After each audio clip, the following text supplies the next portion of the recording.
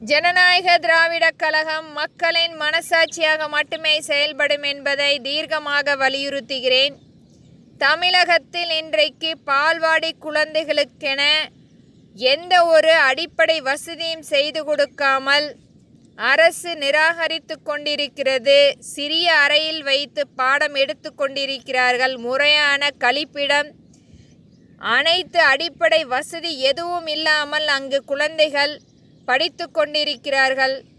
அவர்களுக்கென தனித்துவம் கொண்ட பள்ளிக்கூடம் அமைத்து கொடுக்கப்பட வேண்டும். விளையாட்டு மைதானம், உண்ணுவதற்கு இடம், உறங்குவதற்கு இடம், நல்ல தண்ணீர், சுகாதாரமான சூழ்நிலை அமைத்து கொடுக்கப்பட வேண்டும். ஆனால் இன்றைக்கு ஒரு சிறிய அறையில் வைத்து பாடம் எடுத்து கொண்டிருக்கிறார்கள்.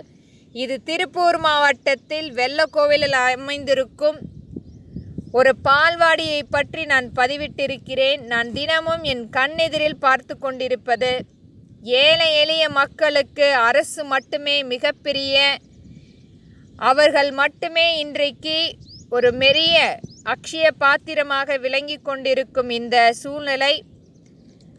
அரசும் இதை கண்டும் காணாமல் இன்றைக்கு நடந்து கொண்டிருக்கிறதா என்று எனக்கு தெரியவில்லை. ஆனால் மாண்புமிகு முதலமைச்சர் இதை தயவு கூர்ந்து கருத்தில் கொண்டு தனித்துவம் கொண்ட இதற்காக பால்வாடிகள் அமைக்கப்பட வேண்டும். புதிதாக கட்டிடங்கள் அமைத்து கொடுக்கப்பட வேண்டும்.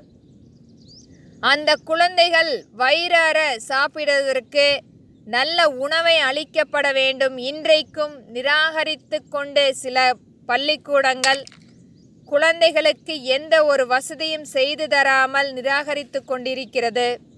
தயவு கூர்ந்து மாண்புமிகு முதலமைச்சர் இதை அவருடைய மிக முக்கியமான ஒரு கட்டாயமான ஒரு விஷயமாக கருதி இதற்குரிய ஏற்பாடுகள் செய்து தரப்பட வேண்டும் என்பதே என்னுடைய அன்பான வேண்டுகோள்.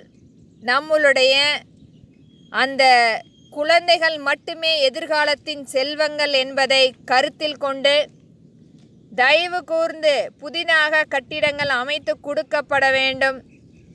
நம்மிடம் கண்டிப்பாக இதற்குரிய நிதி இல்லைனாலும் அதற்குரிய நிதியை திரட்டி இந்த குழந்தைகளுக்காக ஒரு நல்ல வாழ்வாதாரத்தை ஏற்படுத்தி கொடுக்கப்பட வேண்டும் என்பதை ஜனநாயக திராவிடக் கழகத்தின் மூலம் வேண்டிக் கொள்கிறேன்.